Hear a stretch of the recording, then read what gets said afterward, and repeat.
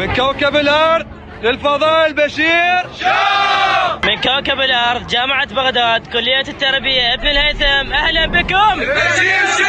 من كوكب الأرض إلى الفضاء، أهلا بكم في سوق الليلة جمعة. أهلا بكم بالبشير شو. من كوكب الأرض أهلا بكم في البشير شو. كوكب الأرض جزيرة سياحية، أهلا بكم بشير شو. كوكب الأرض طلاب جامعة التكنولوجيا قسم السيطرة. جامعة بابل كلية الطب، أهلا بكم في البشير. من جامعة العين قسم المختبرات الطبية جروب. من كوكب الأرض أمستردام، أهلا بكم في البشير شو. كوكب الأرض مرحبا بكم بشير شو. سوق الليلة جمعة. كوكب الأرض حفل تخرج كلية التربية المختلطة قسم علوم الحاسوب إلى كوكب الفضاء إلى البشير. اهلا بكم من جامعة تكريت حفلة تخرج قسم الإدارة العامة كلية الإدارة والاقتصاد، اهلا بكم. من بغداد الحبيبة كلية التراث قسم القانون، أهلا بكم في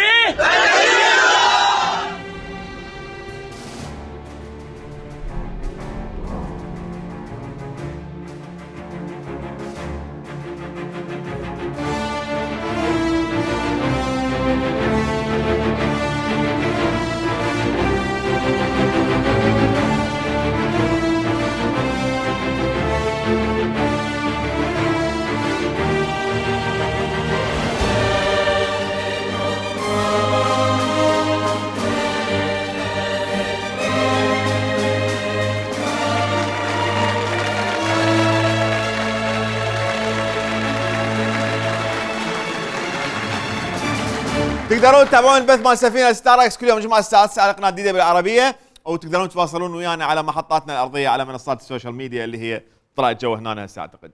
في خضم الازمات السياسية والاقتصادية والجيوسياسية والنفق المسدود اللي ما بيضوى اللي دنمر بي، يطلع لك شخص من بين الركام، من بين الحطام، من بين الانقاض، ينطيك جرعة امل، ينطيك جرعة سعادة، يخليك تكمل يومك او يومك او يومكم او يومهما او يومكن او يومهم.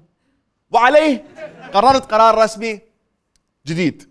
سابقا سويت مناسبة عيد الحب بالجمهورية بتاريخ ما له علاقة ب 14/2 وما اتذكر بها تاريخ بصراحة.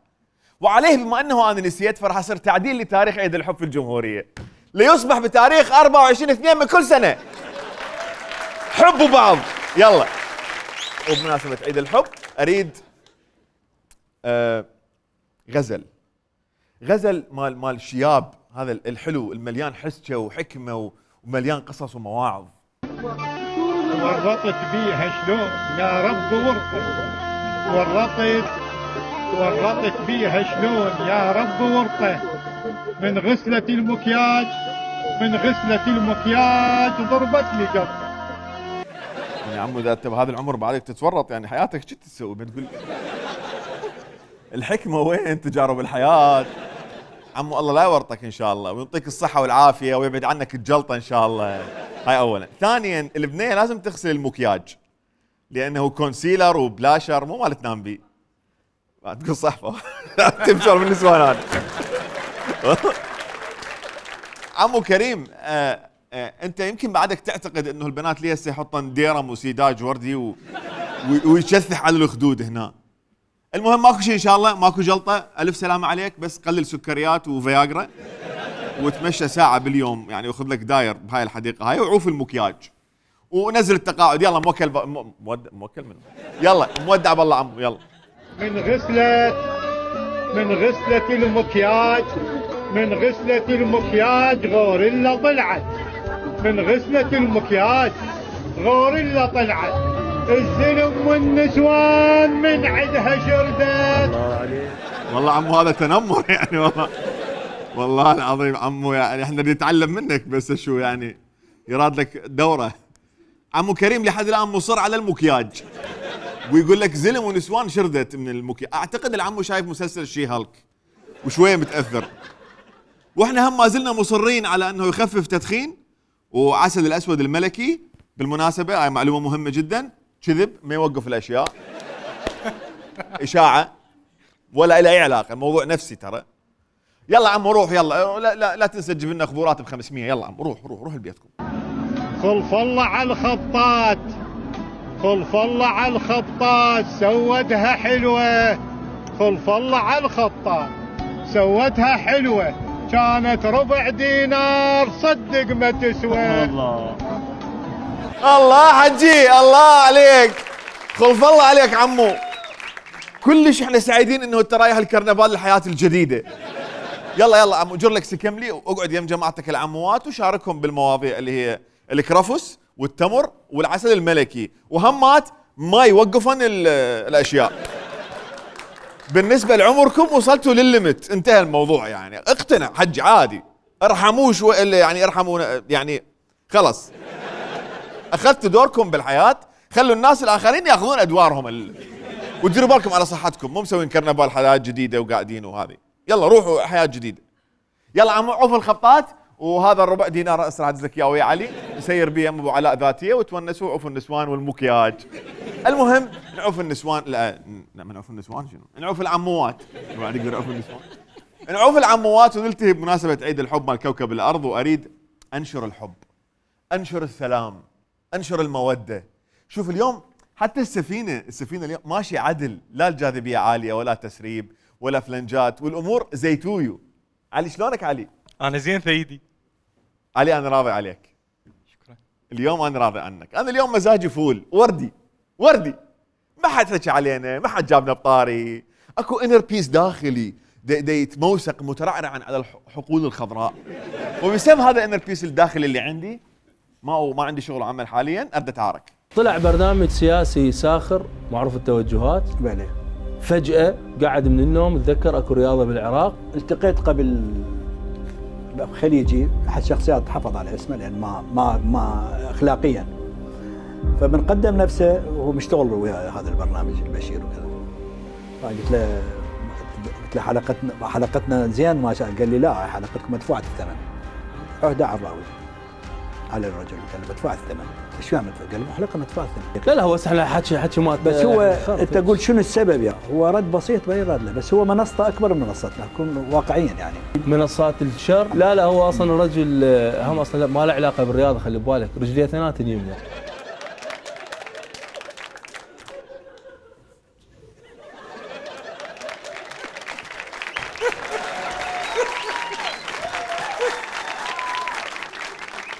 والله يمنى ويسرى ما ادري. ما شنو مدفوع الثمن؟ شو مدفوع؟ انا مدفوع الثمن؟ انفضحنا والله خلاص. هاي الناس كلها عبالها يمكن عبالها دا اشتغل ببلاش اني. والله هذا طلع الحقيقه اللي ما حد يعرفها، باعتبار دي دبليو مؤسسه خيريه. تفرج بشير يا مشاهد، تفرج بشير، حاطين يهفون علي يخاف يلتمون علي الزبابيك. تفرج يا ولد. شوف استاذ اياد، بالنسبه لمعلومتك ما التقيت بواحد وكان يشتغل بشير شو، انا اسف اقول لك والله كذاب. والله العظيم كذب، والله العظيم مو صحيحه هاي المعلومه، بس راح امشي لك اياها. شوف وانا ساكت لك بصراحه، اولا رجال كبير وانا اليوم قلبي ويا العموات ما اريد اضوجهم، بس بصراحه راح اساعدك على الرمبه، مو انت. لا هذا الاخ اللي دا يحكي. وخر استاذ اياد حبيبي، وخر. تعال بابا. انت شو اسمك يا ولد؟ انت منو؟ ايش جابك؟ ايش وداك؟ انت ماماتي من طبيت بالاعلام وقررت تطلع شاشه، ما قالوا لك انتبه ترى البشير زعطوط؟ ما شايف قبلك اسماء ونماذج؟ خضير ابو العباس، عيسى، حيدر برج، حنان، علي. هذا اللي يم اختلفت عليه انا. شو رايك بالبشير شو شخصا وبرنامجا؟ شخصا ما اعرفه، برنامجا برنامج مؤثر. شفت حلقة أحمد البشير اللي تنتقد الجانب الرياضي؟ كان يعني في جوانب غير موفق وفي جانب موفق، مضلل، مو شغلته، مو عالم الرياضة، هو قاعد نفسه دخل بموضوع مو موضوعه، مو عالم. والله لا طب الرياضة، والله العظيم لا طب الرياضة، ورد اشوف شو يصير، مضلل. ممكن كلامك صحيح، أنا فعلا معلومات الرياضية مو أحسن شيء بالعالم، ودا أتعلم يوميا وهذا شيء طبيعي، لا تخاف رزقك ما راح ينقطع، مستمر عادي، أنت ويا الرابعة تشتغل. بس أنت يبدو تعرف كل زين اختصاصي شنو؟ تعرف شو اختصاصي؟ غسلات جمعة حبي، وعليه راح اليف لك اليوم صفقة.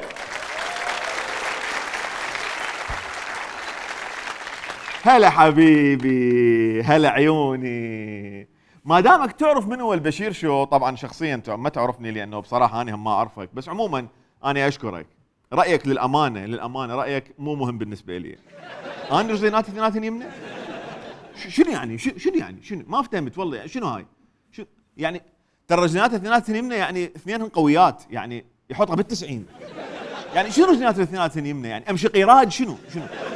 اطب بهن اثنيناتن للبيت باعتبار لازم اطب اليمنى؟ شنو هاي؟ نكتة بايتة تحشيشة؟ شنو رجليناتي اثنيناتن يمنى؟ شنو يعني؟ تعرفها؟ شوف بقى، انت مو ما تعرفني شخصيا. شوف انا ايش قد لطيف وحباب، انا اريد اتعرف عليك شخصيا حتى تصير مبادره مني للتقارب والموده. ليش تحكي علي ولك؟ انا لو اسمي غزوان هم تحكي علي هيك؟ شو اسمك انت بالمنطقه؟ بيتكم انتم شو يسموكم؟ بيت ابو منو؟ شو يدلعوك؟ يعني صار واحد يدلع نفسه، يصير انا ادلع نفسي ولا انا اسمي ما يدلع، مستحيل يدلع. شو يدلعوني؟ طهطوهي؟ ايه لا طهطوهي ما تمشي، ما تلوق لك بصراحه. شكله ما طهطوهي؟ لا شكله ما شنو بالله؟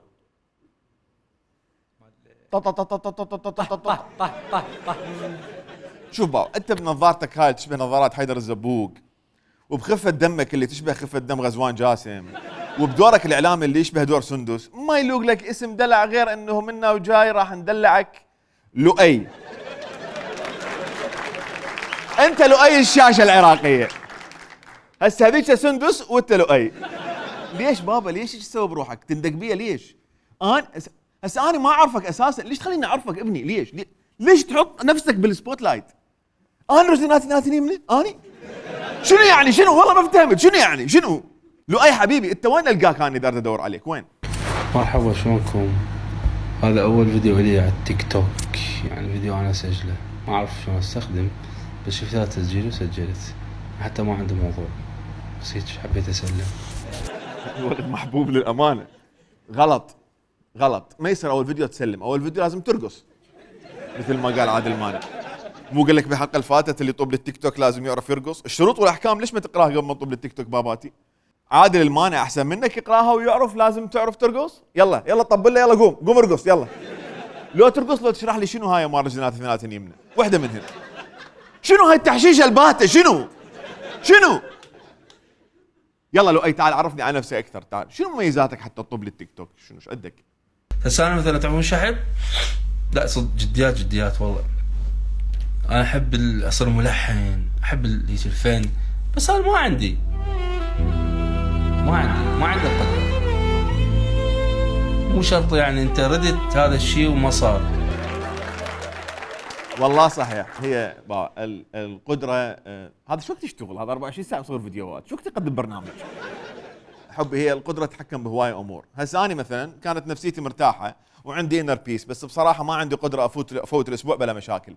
جيت لقيتك قدامي قلت الا احط رجلياتي اليمنى اثنينهن بالمشاكل.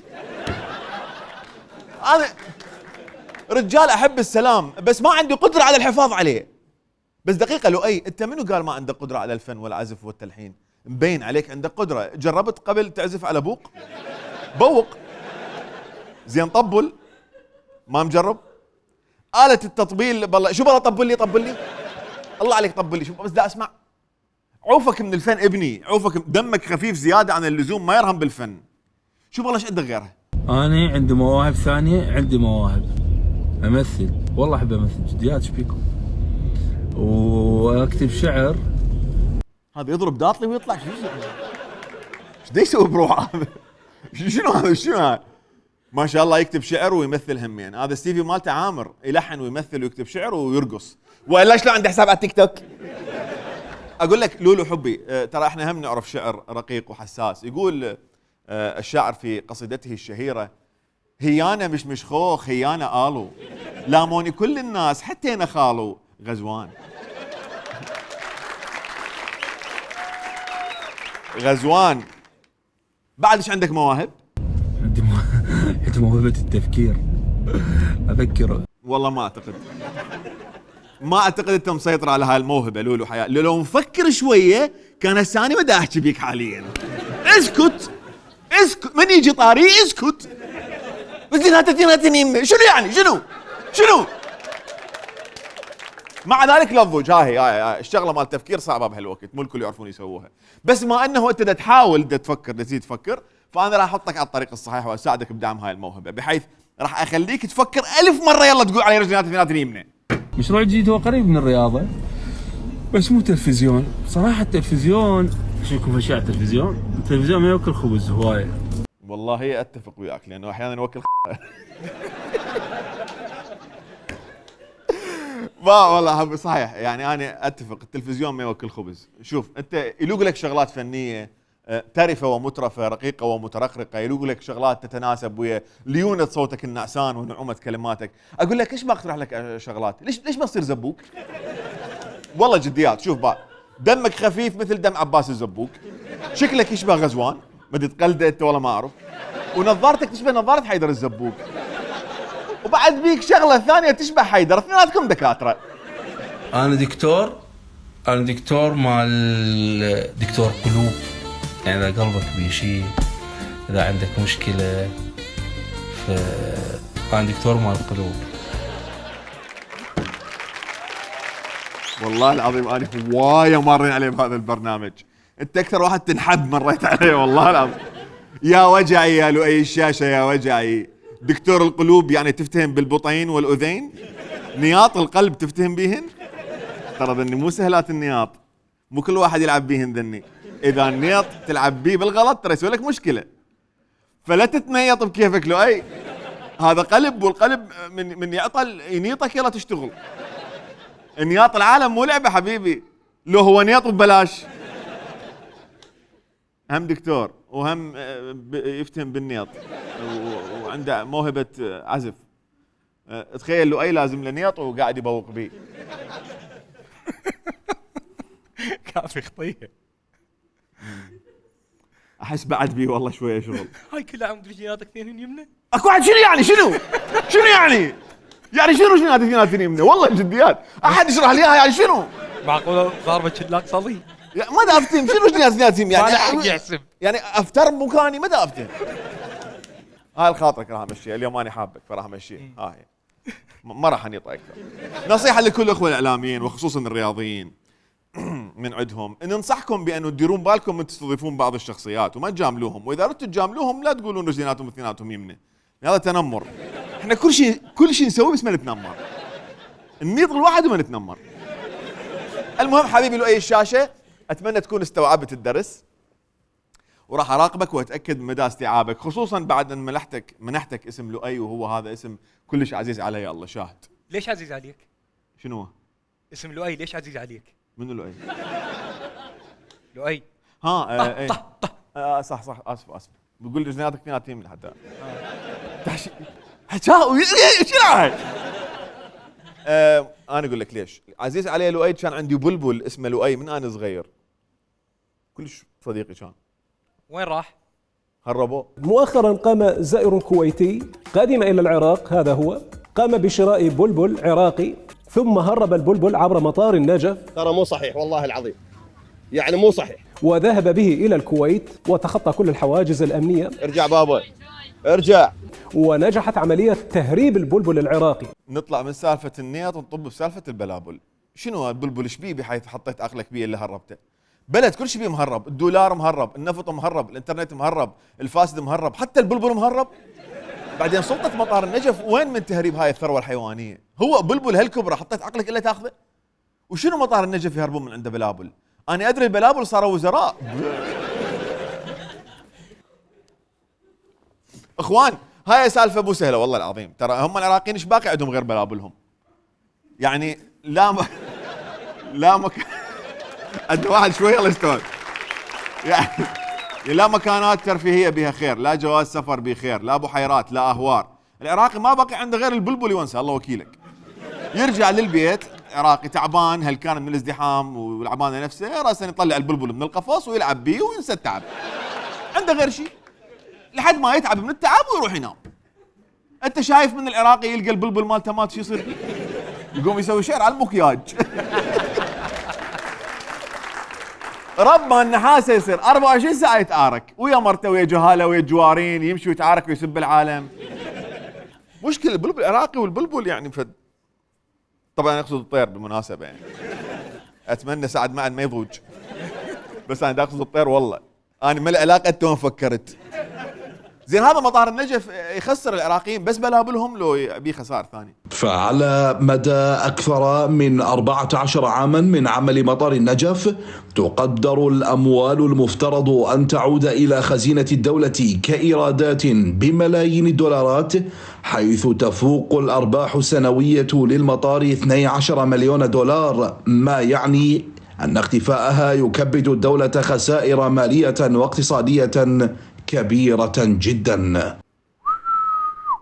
12 مليون دولار بالسنة، إذا قسمناها على دفترين يجيبن 600 قناة مال عبود بن الدورة. هسه المهم هذا المطار المن راجع، هذا مال من المطار. مطار النجف يفتقد إلى مرجعية إدارية، ولا أحد يعلم بالجهة التي تسلم إليها الإيرادات المالية للمطار. تصريحات كشفت لأول مرة عبر شاشة الشرقية نيوز على لسان رئيس سلطة الطيران المدني عماد الأسدي. شنو ما بي مرجعية إدارية؟ شنو يعني؟ هذا الظاهر مو مطار، هذا حسين علاوي، هذا موجود والناس تروح وتجي عليه، باقي وجه كل الناس تغير، هو ثابت بمكانه.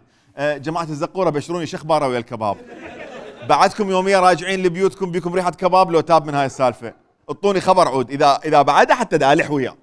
كاف العالم ترجع ريحتها طيبه البيت. هسه فهموني هذا المطار السايب المن تابع، هذا المطار المنفلت. ما زال التصرف بإدارة المطار واختيار شخصية مدير المطار هي من أحزاب متنفذة، وهذا صراع دائم على هذا المنصب، لأن هذا المطار هو مطار لا يقل أهمية عن مطار أربيل ولا عن مطار بغداد. الأحزاب هسه افتهمت ليش المطار بلا راس، طلعت الأحزاب متعاركة على الراس، معروفة الأحزاب بالعراق تحب الراس. ما شايف من تراجع دائرة ومعاملتك ما تمشي راسا تلقى روحك تسأل الراس الكبير وين؟ تريد راس كبير يعني مو حيلا راس، ما يمشيك حيلا راس.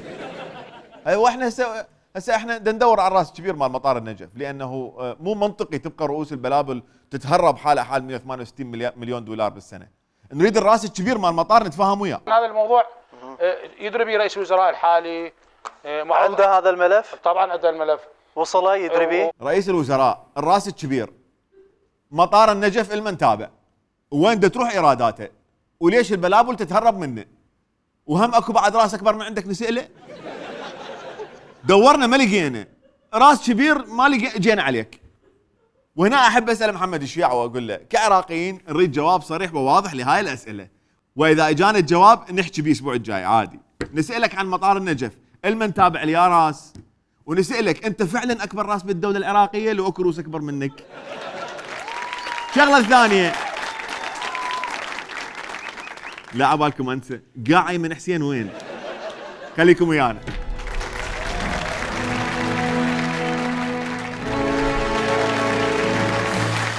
اهلا بكم مرة اخرى. الاسبوع الفات حكينا بحملة المحتوى الهابط وكنا ضد الحملة من منطلق اخلاقي. هواية ناس كانت ويانا وهواية ناس اعترضوا علينا، فاني من باب الانصاف احب اقول للناس اللي طابقة ويا حملة المحتوى الهابط اجي وياكم. انا بالعادة ما اجي وياكم، بس بالفضاء انا رجال بعيد وما يلوحني شيء فاقدر استشرف منه وبراحتي، فاجي وياكم. ومن باب اني واحد لا تاخذ من عندي لا حق ولا باطل، فذيك الحلقة انا ضد الحملة، هسه انا ويا الحملة وضد اصحاب المحتوى الهابط بشرط واحد فقط سهل، يجي واحد يقنعني.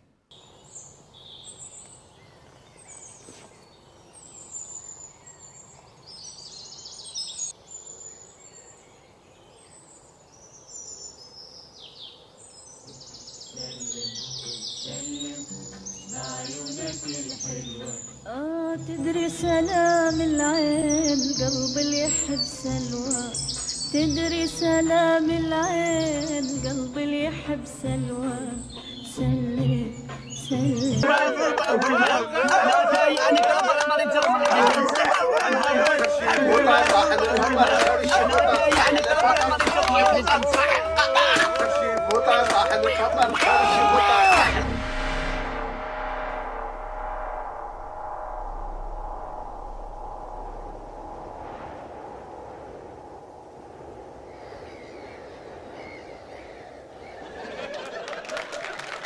هذا اعلان وزاره الداخليه. هذا الاعلان اللي انا كنت خايف من عنده. هذا الاعلان هسه وبهاي اللحظه اللي شفته بها ضرب لي قناعاتي وخلاني اقتنع باهميه محاربه المحتوى الهابط. وايضا اقتنع بمحاربه الزباله، يعني هم نفس الشيء. شوفوا لا ابالكم انا انسان متلون، لا، ولا اسود وابيض، لا، وانما دليل النضج ان الانسان يغير رايه وفق الدليل. وما طول هذا الاعلان مو دليل فانا غيرت رايي. هذا هو الحلم العراقي. ذا عراقي دريم هو هذا. انسان محافظ لازم كلنا نحافظ عليه، طاق لقاط وملمع الحذاء، يقعد بالمتنزه يقلب بالموبايل. وحتى تقليبة الموبايل بكل محافظه، خاف تطلع صوره ايش حتى يقلب يصير. لابس قاط وراح للمتنزه. انت اخي انت عايش بملل اخي المحافظ. بينما سيد علي من راح للمنتزه لقى له وحله وقام يتقلب بها ويصيح ميو ميو. اكو اكشن بحياته. وبالنسبه للزباله اللي ورا الانسان المحافظ، هاي مو جرافيكس، هاي حقيقيه. هم وزاره الداخليه راحوا للمزبله صوروا وجوي. زين دشيلوها على الاقل، والله عبال الفيديو توعوا البلديه دب الزباله، ترى اذا ما ترمي الاوساخ مصيرك مثل هذا، تلبس قاط وحياتك تصير ممله تسوي هيك. بس انا اقتنعت. فيديو تخيلته ما راح يقنعني لانه هذا هو تاثير الاعلام، هو هذا تاثير الجراده مو تاثير الفراشه. لان اعلان قامز. وهذا تاثير قله التعليم والواسطه والمحاصصه وسانت ليغو. بس انا اقتنعت. بس اريد تعريف واضح للقانون حتى نطبقه اليوم. هسه حالا وفورا هسه نطبقه يلا. اللي تم القاء القبض عليهم هم المحتوى اللي كان في هذه الاغاني، يعني لا يمكن لاي عائله ولا اي انسان انه يسمعها سمعا او يشاهد الحركات والايحاءات اللي موجوده فيها. اتفقنا. واخيرا لقينا واحد انطانا تعريف واضح، قال لك اللي ينشالون بهذا القانون هم الناس اللي يسوون محتوى العائله العراقيه ما ممكن تسمعه وتشاهد الايحاء اللي بيه. اعيدها وناكد عليها هنا مره اخرى.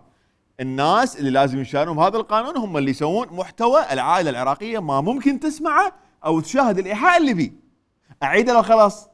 مو بس هو، حتى اللي يسوي لهم لايك مثل ما عرفنا. عندك مجلس القضاء الاعلى وجه باتخاذ اجراءات مشدده بحق اصحاب المحتوى المسيء للذوق العام واصحاب الاساءه المتعمده بما يخالف القانون لمؤسسات الدوله، وانا رجال مقتنع بهذا الكلام، وعليه اعلن الان انه انا راح اساعد الحكومه العراقيه بتطبيق القانون واجيب لهم الناس اللي عندهم محتوى ما تقدر تشوفه ولا تسمعه العائله العراقيه لانه يمشي والناس اللي يعتدون على مؤسسات الدوله همات. بس انا راح اطبق القانون على الجميع. خاصه بيان محكمه تحقيق الكرخ الثالثه ببيانها قالت عن موضوع المحتوى الهابط الجميع يخضع للقانون ولا يوجد شخص صاحب نفوذ فوق القانون. غصون افتحي لي كابينه الركاب، خلي نصعد متهمين للسجن، خلي ننظف المجتمع من المحتوى اللي العائله العراقيه ما تقدر تشوفه. تم فتح كابينه الركاب في السفينه. يلا عيني. الراكب الاول صاحب محتوى ما تقدر تشوفه العائله، الشاعر عدنان البركي. دنقت تترس ماي وافتك الازرار وابرقن فنجانين من ذن الاكبار، ساعة السودة بيوم رحت ببراها يسيم لثلث افواج رجت قفاها، ساعة السودة بيوم رحت ببراها يسيم لثلث افواج رجت قفاها.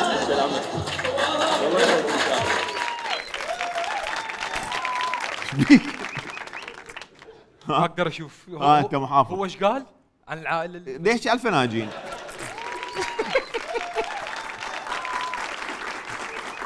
لا ويأشر بايده يقول من هذني الكبار، يعني هذني مو فناج، هذني مقات استاذ.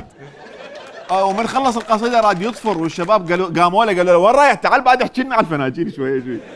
فنجان منا شو بالله قاعد بدري طلع لنا اياها المرت اللخ ما ادري ايش سويت.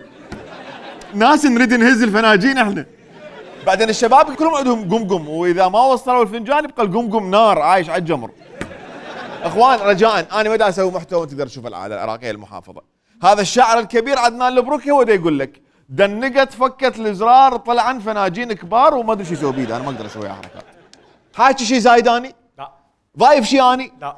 هاز لي فنجان قدامكم عمي؟ لا.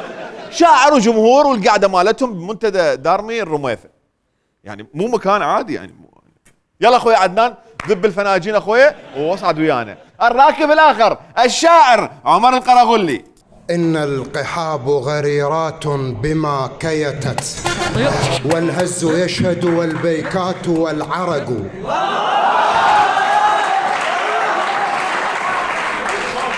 القحاب غريرات بما كيتت والهز يشهد والبيكات والعرق بانت.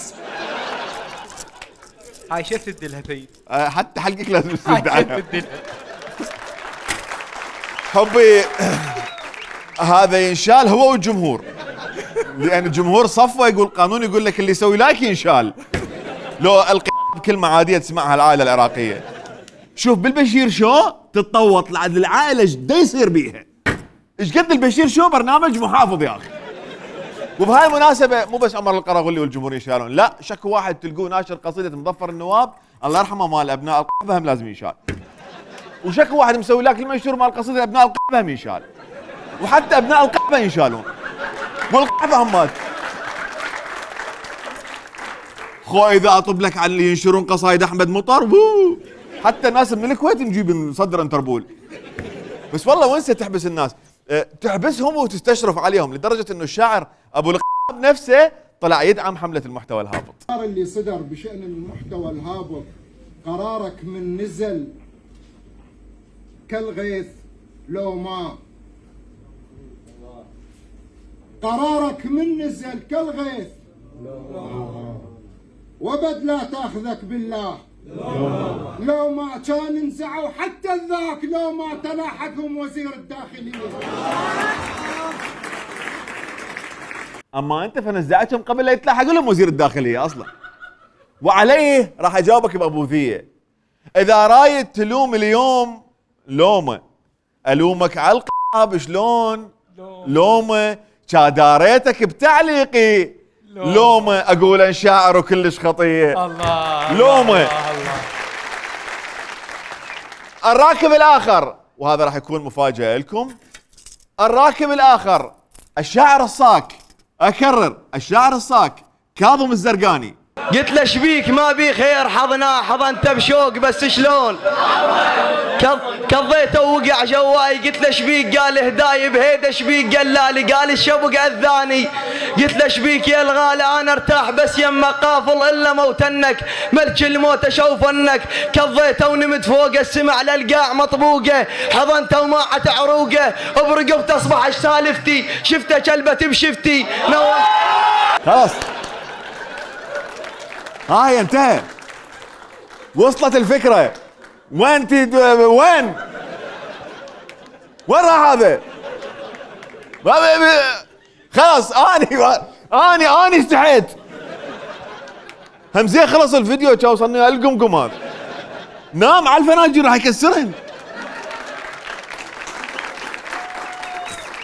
هسه تقول لي وين الصاك بالموضوع؟ راح اقول لك هذا نفسه ابو اغنية صكاكه يا ولاد الشايب. بطنك سر ذرعانه حدك تندق ويانه قبلك قصينا لسانه صكاكه يا ولاد الشايب صكاكه يا ولاد الشايب صكاكه يا ولاد الشايب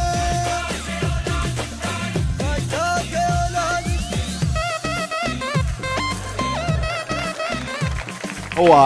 هو هذا نفسه. الظاهر ما قدر يشوفه ملك الموت بالش اسمه فراح صار ويا شو اسمه حتى يصير وياه. هذول يخلون الرجل اثنيناتهم يمنا. شنو يعني اثنيناتهم شنو يعني شنو؟ صوتك باليسرى تبقى اثنينهم يمنا. لا هو افضل وحده هو اطراف سفليه اختصاصهم. يعني يمنا ما بيها تلزيق. لا ما ترهم.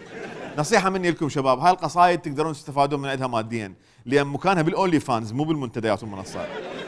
يلا حبي جيب الصكاكه اللي وياك وتعال للسجن. يلا عيني احنا لازم نطبق القانون وفق تعريف الدكتور الاستاذ اللواء المعلم سعد معن. خو ما عايلين عمي عايلين زين. هسه صار عندنا شعراء بالسجن واحنا اصلا ويانا مطربين فنحتاج حمايه. نحتاج احد يشعرنا بالامن اللي هم حماة الاعراض وعليه نحتاج ويا الركاب مالتنا واحد من حماة الاعراض. الراكب الاخر ابو عزرائيل.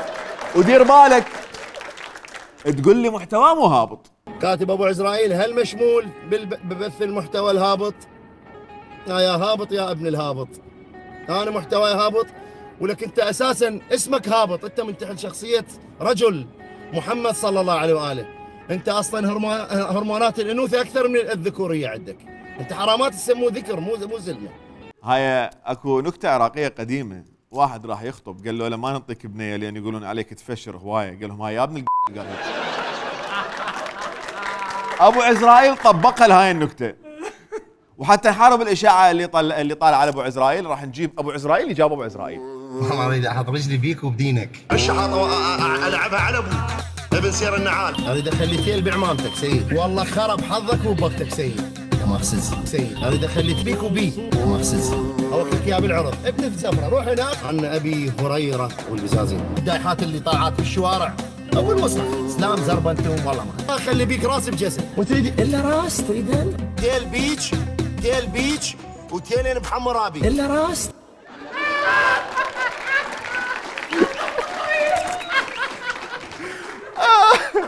هالقد ما يحط رجله باشياء قام من يحطها بالحذاء تستغرب. هاي شنو اليوم حذاء مو هاي ليش؟ هذا قبل لا يطلع يلبس برجله كوندوم مو جواريب. يلا ابو عزرائيل يلا تيلك بيدك حبيبي ويانا على السجن يلا ورجلك استعملها المشي فقط رجاء. هذا الاستعمال الطبيعي مالتها، حتى لو كانوا اثنيناتهم يمنع عادي. دول العائله العراقيه تسمع كلام هيجي عادي العائله العراقيه ما عنده مشكله بهيجي. انا ما اعرف والله، انا رجال قاعد هنا اهم شيء عندي العائله العراقيه المحافظه لازم احميها. الراكب الاخر الشيخ كاسب الصيادي. انت ديوث وكل واحد وانا محاسب واللي يريد يرفع دعوه علي لان اقول ديوث، كل واحد طلع مرته وبنت البحر القواد ابن قواد وطايح حظه ابن طايح حظه، ولو كانت اللفظه لا تليق بي، بس استخدم وياكم هذه الالفاظ لانه انتم حقيقه تستحقوها. هاي السفل اولاد السفله، تزعلون ترضون من عندي، ما اخاف من اكبر شخصيه. والله ونعم والله العظيم عاش ايدك. اولا انا اختلف وياك، ليش هذا الفاظ ما تليق بيك؟ ايش ناقصك؟ طول عرض شو اخلاق وماكو ما شاء الله، وطالع تفشر على العالم وعلى ابهاتهم بالفاظ نابيه تزكم لها الانوف وينخدش منها الذوق العام ويندى لها الجبين وتنخدش لها العائله العراقيه وتتفكك لها الانسانيه جمعاء وتتشتت بسببها الاخلاق العامه ومديره المرور وكل شيء. نعم لقد اضعنا البوصله، والله اضعنا البوصله. الله ما تدور لنا البوصله وين بالله؟ نعم يا اخي والله العظيم الاستشراف ونسى، والله العظيم بقى ينسيك انت شنو ويبعد عنك العين، تقعد تنتجي هيجي وتبيع اخلاقيات على عالم وتلقاه طق بسبحته ويفشر على العالم وهو تنزل من الكيه يضربها سونار بلكه يلوح شيء من الفناجين.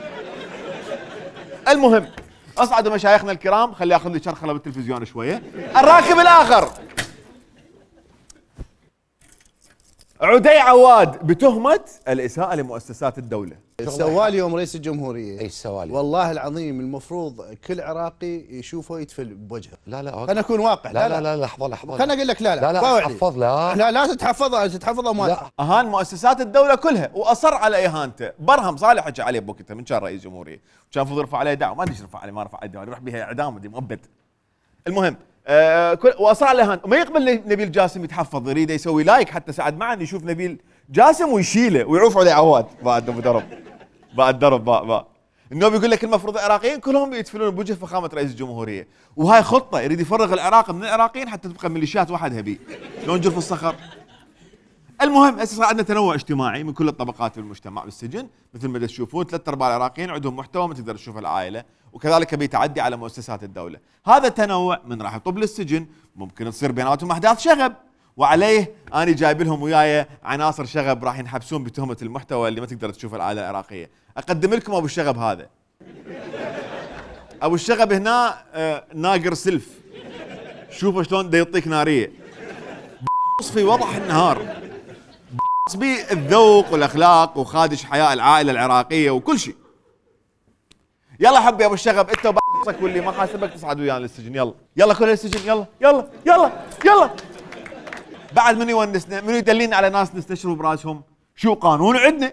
الى اللواء سعد معن، الى وزاره الداخليه، اني وعدتكم انه كل يوم بين فتره وفتره اجيب لكم محتوى تافه نحطه تحت مظله بلغ، حمله بلغ لازم تقضي على اي شيء يقلل من قيمه المجتمع العراقي.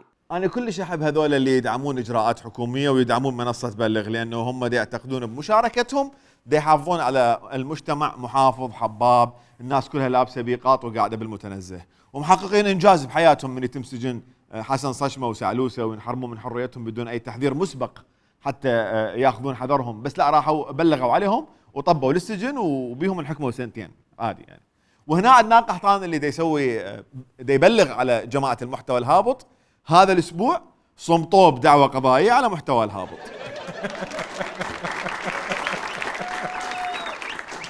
كل التضامن ويا عدنان، وان شاء الله الدعوه ما تاكل. بس يا اخويا يا قحطان، هو عدنان له قحطان هو، بس يا اخويا قحطان عليه من قاعد تركض ورا العالم عربانه مكسره. هسه خليها سكته ومشي الموضوع ولا تخش بخطيه الناس، لانه بيفتر عليك الحبل وانا احبك ليش؟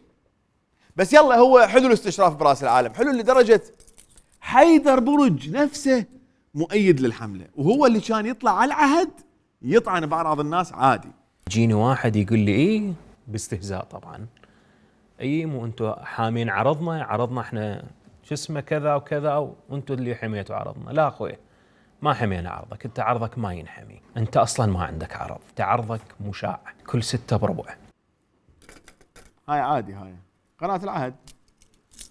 هسه خلصنا لمينا خوش تجميع لسعد معن، نقلب صفحة نشر المحتوى الفاضح، لأنه بالسجن أكو ناس دا تسوي المحتوى الفاضح نفسه، وخاصة إذا أكو نساء بالسجن. طبعا مو كل السجون ولا كل النساء، ولكن أكو أشياء دا تصير. الراكب الآخر إدارات سجون عراقية. حقيقة الحالات موجودة عديدة، وحقيقة قسم من الأمور يعني بشعة، خصوصا عندما نتحدث عن التعامل مع النساء السجينات اللي موجودون في السجون. يعني كنا نسمع قصص، لكن عندما دخلنا يعني حقيقة شفنا أمور يعني فظيعة. مثلا ايش مر عليك؟ حقيقة بعض القضايا لا يمكن التحدث بها بالإعلام بشكل مباشر، لكن هناك حالات يعني ربما تعدي على الأعراض. بسجون النساء أكو مخدرات، أكو استغلال جسدي، اكو الاستغلال الجسدي هن كل النسوان، اكو غيرهم زلم، واكو نسوان متواضعات. طيب من رحنا احنا المطار بغداد هو كله معتقل مال رياجيل، زين شلون؟ واني وحدي مره اريد شيء، محتاجه شيء، وهم عبالك وحوش هناك، عبالك مو داخله مره، لا فشي دخلت لهم. رغم انه انا رئيس جمهوريه والشعب مو من اولوياتي، بس انا اعتقد انه المجتمع المحافظ فعلا والدوله المحافظه فعلا والحكومه المحافظه فعلا هي اللي تشعر بخطر من هاي الاشياء اللي سمعناها اكثر مما تشعر بخطر من عبود بن الدوره او عبود سكيبه او سعلوسه او علي الشريفي او مدري منو الباقين، حسن صشمه. اما اذا كان المجتمع يقول يلا بالسجن يستاهلن وخليه يتربن وطبهم مرض ويلا قابل هي منو اللي يطب للسجن، فاحب اقول لكم انه هذا الشيء دا يصير ويا نساء خارج السجن ايضا، وين؟ بدوائر الدوله. وعليه الراكب الاخر قسم من الدوائر الحكوميه. من عوائل الشهداء من تحدثوا امامنا بها بكل صراحه انه تروح تراجع على معاملتها، تبتز من قبل الموظف المعني انه يطلب تليفونها او يطلب منها طلبات مخجله، وهذه مساله صعبه. يقولوا له كائن ضعيف، خاصه المطلقه والارمله بها وصمه اجتماعيه، ودائما ينظر إلها في المجتمع أنه هذه سهلة وضعيفة وممكن تخضع للتحرش بسهولة. هنا هسه تقدر تقيس انه المجتمع محافظ لو لا، وهنا تقدر تعرف انه الحكومة بدها تحافظ على الاخلاق لو بدها تسوي فعاليات بها غير اهداف. لان بحسب كل من سعد معن وبحسب كلام الباقيين اللي حكوا بموضوع، فاذا نريد نطبق القانون فالقانون فوق الجميع. فكل اللي نذكروا وهوايه مثلهم ما تكفيني حلقه حتى اجيبهم كلهم، لازم يدخلون للسجن. خما القانون على ناس وناس، او تقول القانون غلط ويجب اعاده النظر به. فبهالمناسبه خلينا نغني.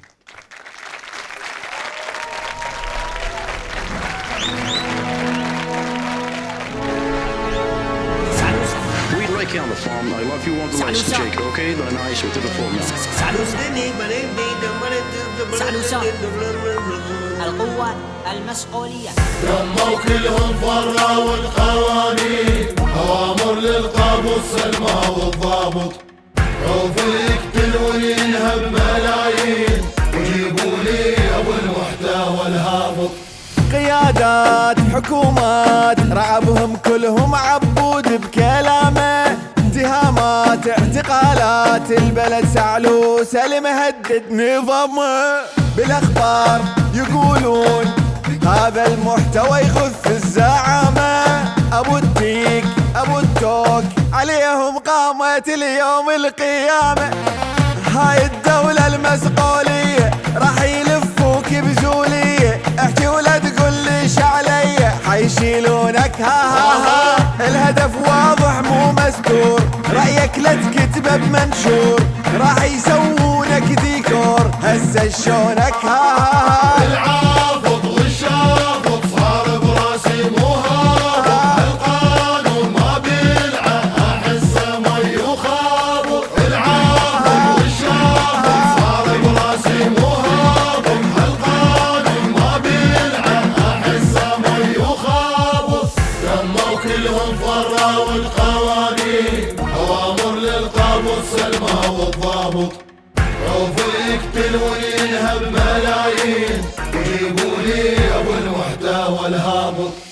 اشلك لا تهمس بس تحكي نزعوك البيجامة، يسحلوك يصعدوك وللقلق مودع بالسلامة، لا تحكي لا تضحك وعن رأيك لا تعبر بابتسامة، من الضوج من تمل اسمع اغنية الراغب علامة، يحجون باسم الحرية طبقوا قانون البعثية حتى يسكتون العبرية حيشيلونك ها في عالقست اشرافه بتعلاقه، يشوفوك اخضر لون الباقة يحط لك خايس بالعلاقة هسه شلونك ها العافض والشافض صار براسي مو هابط، القانون ما بيلعب احسه مي وخابط، العافض والشافض صار براسي مو هابط، القانون ما بيلعب احسه مي وخابط. We like you on the farm. I love you, want the license check, okay? But nice with the full now. القوة المسؤولية.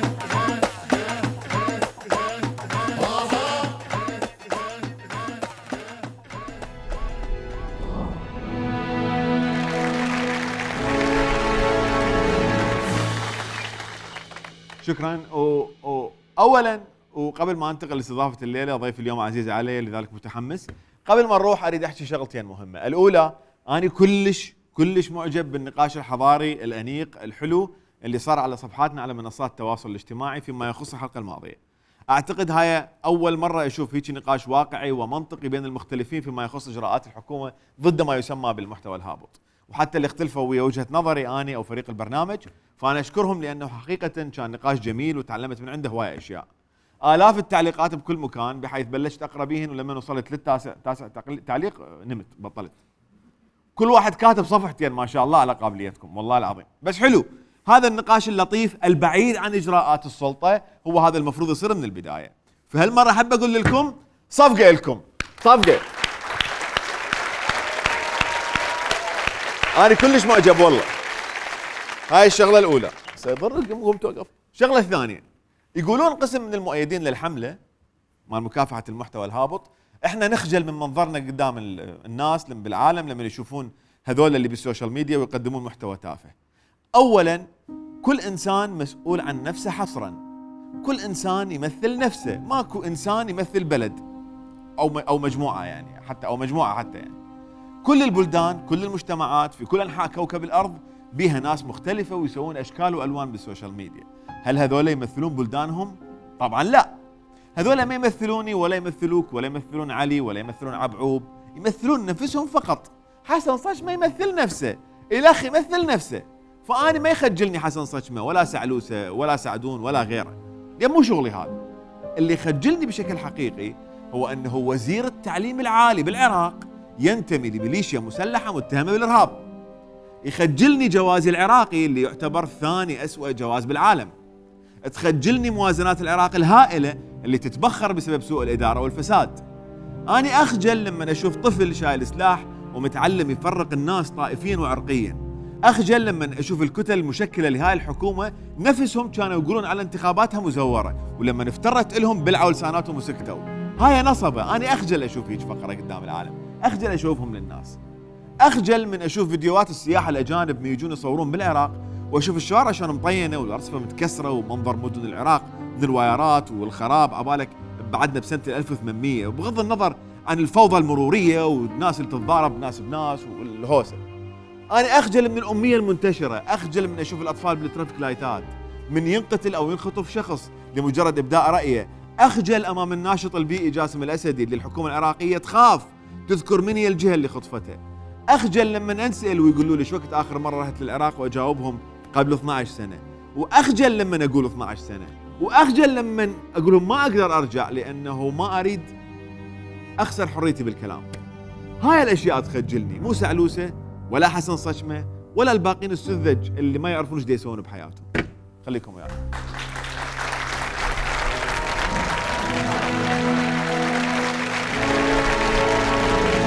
وصلنا.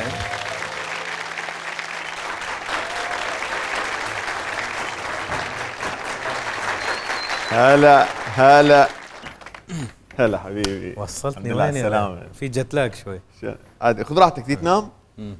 انا دعاني انت اللي مو بنايم مو بنا. والله مو بنايم لانه احنا ما ندري ايش وقت النهار عندكم اصلا. انس شرفتنا ونورتنا ويا هلا بيك. نور. راح ابلش وياك على طريقتك. انس بصراحه شنو رايك بالسفينه؟ كبيره. حلوه مو؟ حلوه. زين. شغل زين. اريد من عندك شغله. قول. شغله انت تسويها دائما برنامج ويا ضيوفك. اريدك تغمض عينك وتتخيل وياي. غمض. ان شاء الله. تخيل انه انت بمسبح كبير. مسبح واسع. كبير. مسبح. واسع ومليان. وبيه هوايه ناس اغلبهم يعرفوك ويشتغلون وياك. في المسبح؟ ايه. اوكي. من اول 3 شفتهم؟ اول 3 اشخاص من كل الناس اللي اشوفهم في حياتي؟ ايه. احنا متميزين بالعراق بالتنوع. فاحكي لي باعتبار تجربه شخصيه عندك انت بداخل البيت من ناحيه التنوع. هذا التنوع اللي موجود والخليط اللي موجود بالبيت، شو ضاف لك؟ شو علمك؟ شنو الحلاوه اللي بيه؟ احمد نحن 3 من امي وابوي. طارق امي ربته وهو صغير، وجنسيته اسيويه، ففي اختلاف اكيد في الشكل وفي اللون.